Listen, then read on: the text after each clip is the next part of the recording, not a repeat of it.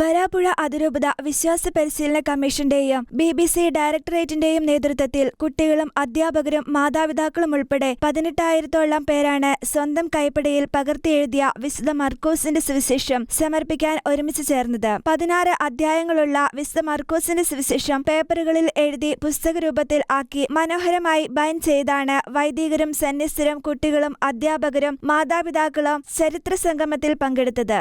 Vallarpadam basilica അങ്കണത്തിൽ നടന്ന സംഗമം വരാപ്പുഴ അതിരൂപത അധ്യക്ഷൻ arch bishop doctor Joseph Kalathiparambil ഉദ്ഘാടനം ചെയ്തു.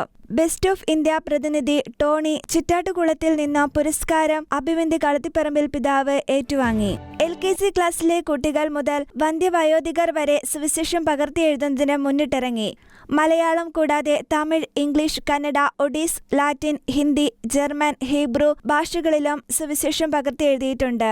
കേരള കത്തോലിക്ക സഭയുടെ അജപാലന ചരിത്രത്തിൽ തന്നെ ഒരു അപൂർവ സംഭവമാണിതെന്ന് ഭാരവാഹികൾ അറിയിച്ചു.